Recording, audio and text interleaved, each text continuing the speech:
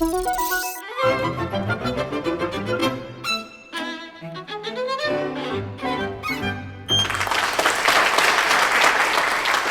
think I've met a great many of you before, but for those of you who I haven't yet met or enjoyed a beer with, I'll introduce myself. I'm Daniel Grundy, and I work for Safran. So, one thing that I can't believe what we've had so far, during the presentations and through the introductions, the number of similar topics that I want to talk about and cover and capture already. So, apologies if anybody starts to hear any repetition. I work for Safran. We have three core areas of business: of aviation, space, defence. We've got approximately 60,000 employees over 30 countries, and an enviable 11% reinvestment from sales back into R&D. Personally, I work in the electrical and power division, so we have 25% of the total workforce. We have the power generation as well as the electrical distribution business inside power and electronics, where we are world number 1 for wiring, and we're world number 2 for power generation. Personally, I think as Rob mentioned, I have multiple sites that I'm responsible for, and I have 2 sites in the US, and I also have 2 sites in Europe. So, I want to talk about obsolescence and change, but I want to keep it general, keep it high level, and then lead on towards the risks. So, I think we all appreciate that there are obsolescence changes, and we must accept that change will happen, and change will drive obsolescence within the industry. No two companies are the same way that no two people are the same. Different companies, even within the same industry, approach change and approach obsolescence in a different manner which suits them. Obsolescence drives change, and of course change drives obsolescence. Now, I'd just like to reconfirm and just cover those 2 topics. So, an obsolescence example would be the dodo. The dodo is extinct, it's no longer available, it is obsolete, it's discontinued. The change, therefore, is we need to find something else to eat.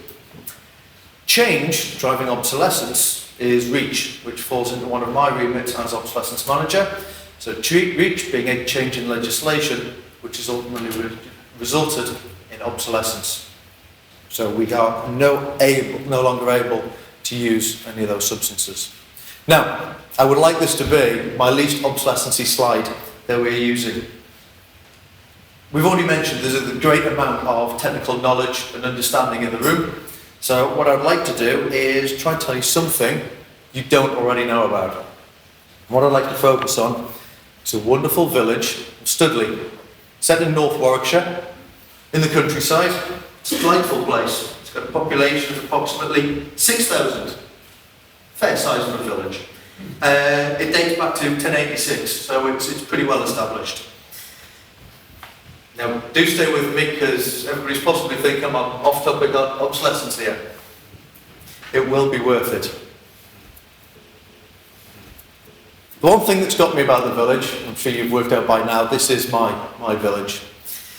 The village has 9 hairdressers.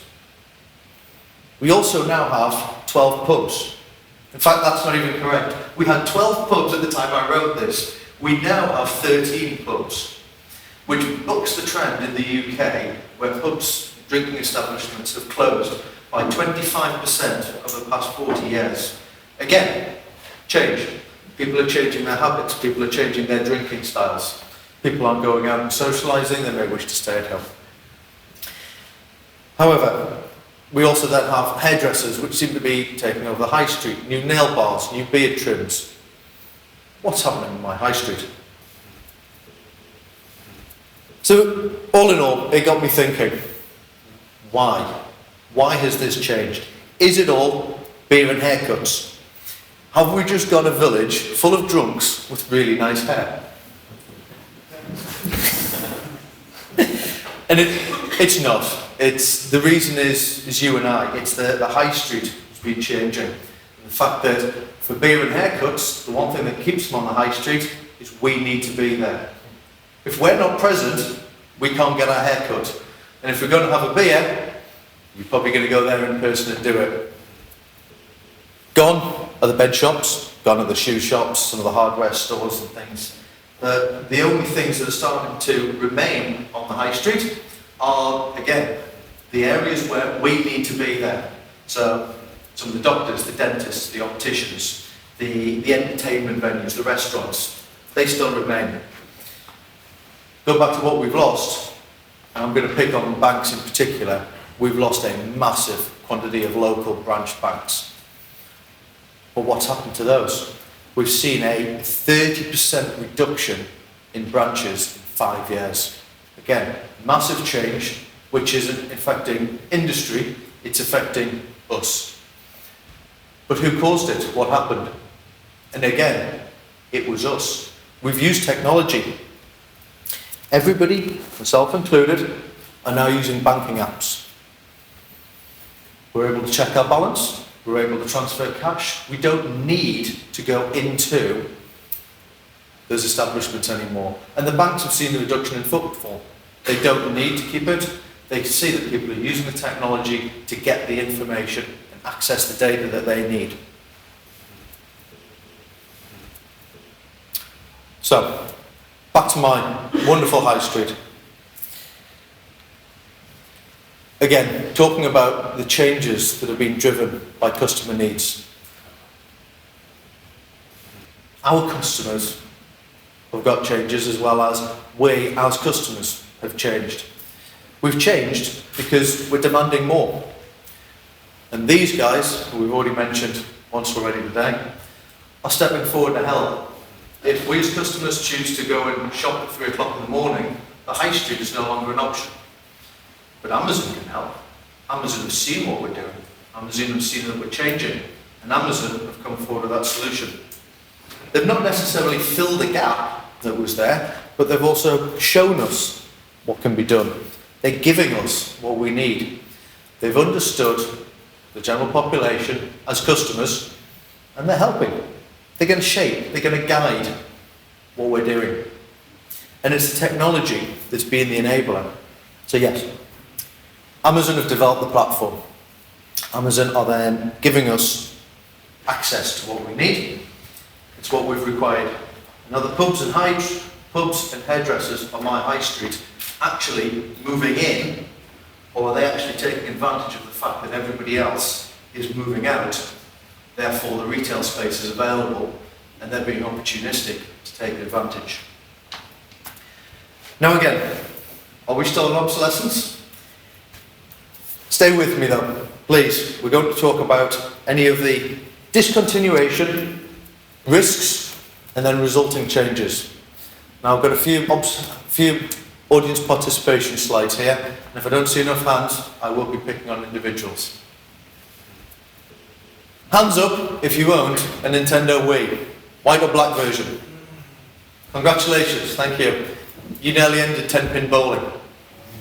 10-pin bowling took a massive hit when the Wii brought out their bowling game, which came as part of the standard package. Interesting stats for you. In 2016, 17% of all transactions in the UK were contactless, which I thought was great for the UK. It's fantastic.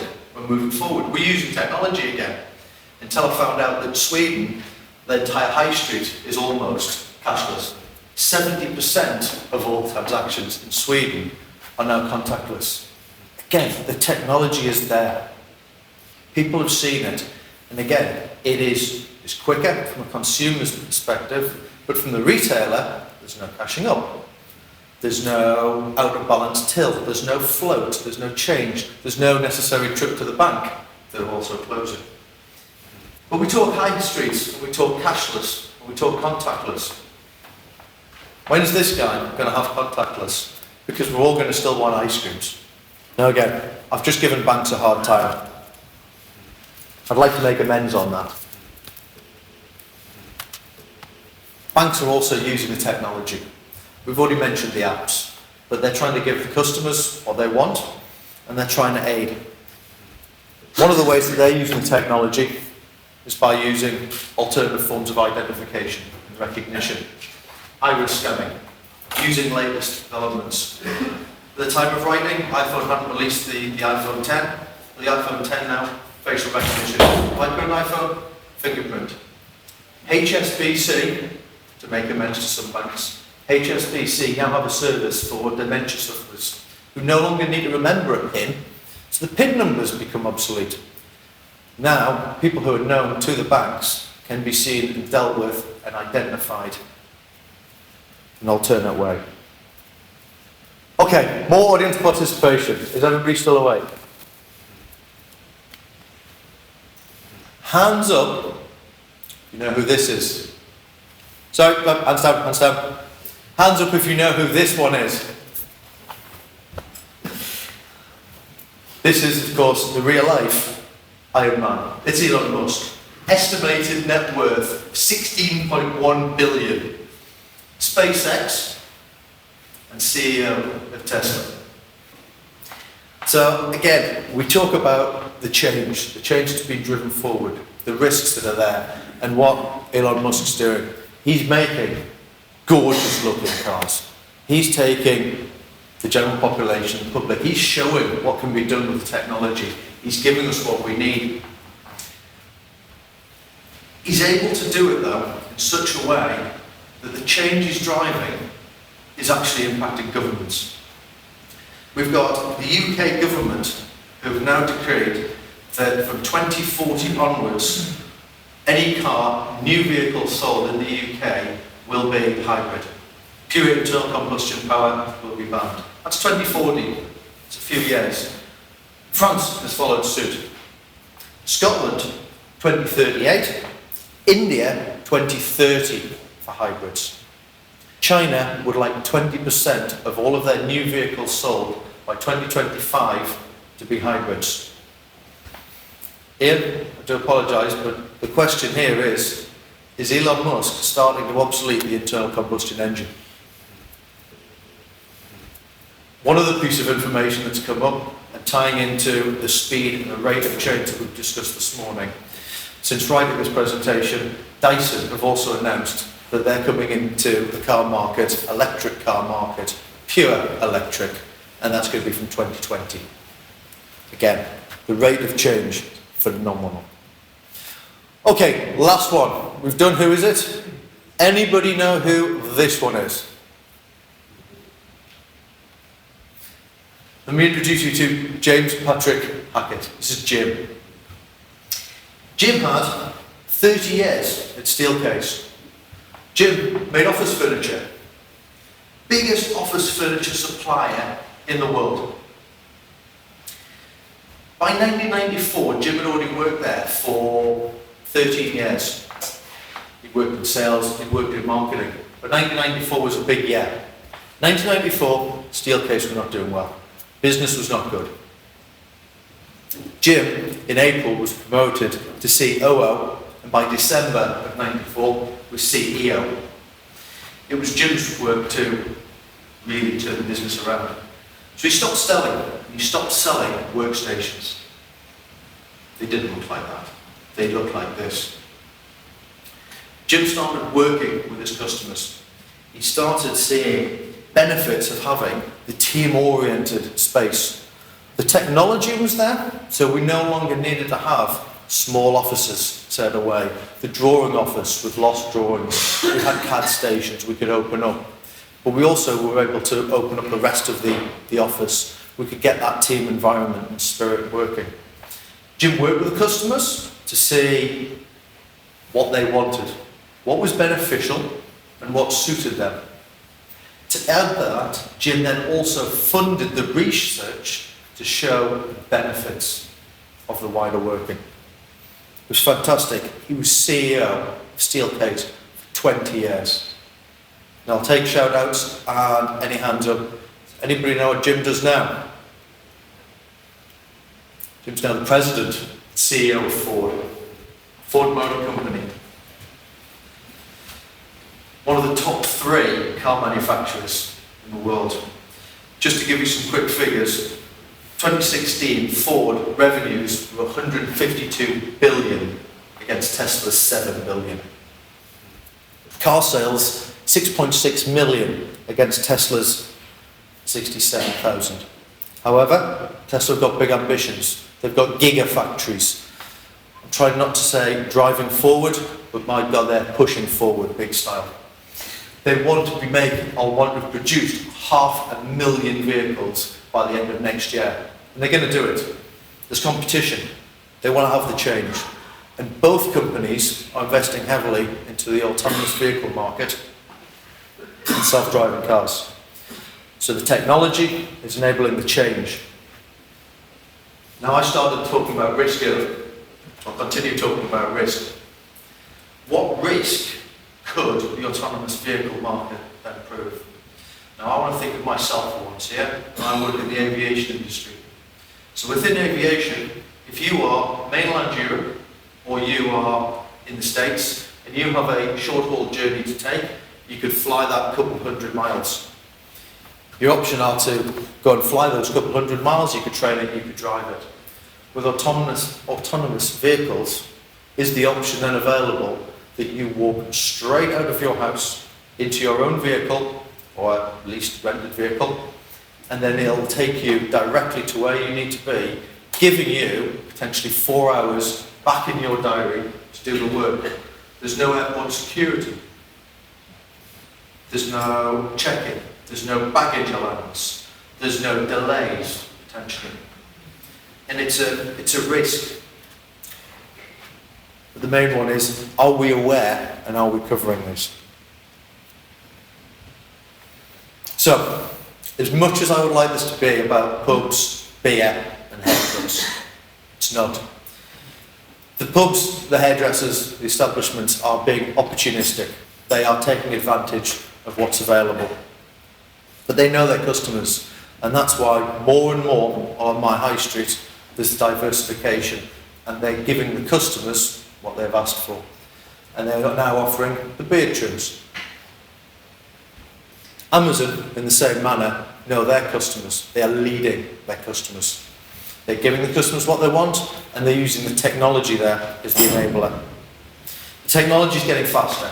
It's moving at pace. We've mentioned it already.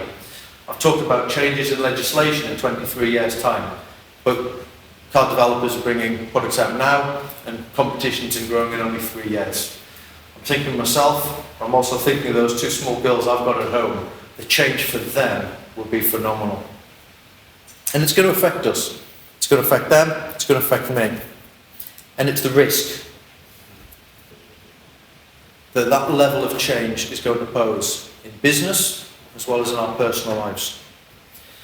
So the question is, with Jim and Elon, with their foresight and their vision of what's coming in the future and where they are taking things, what can we do to be more like them? And I believe the first thing we can do is start by understanding our risks and understanding our customers.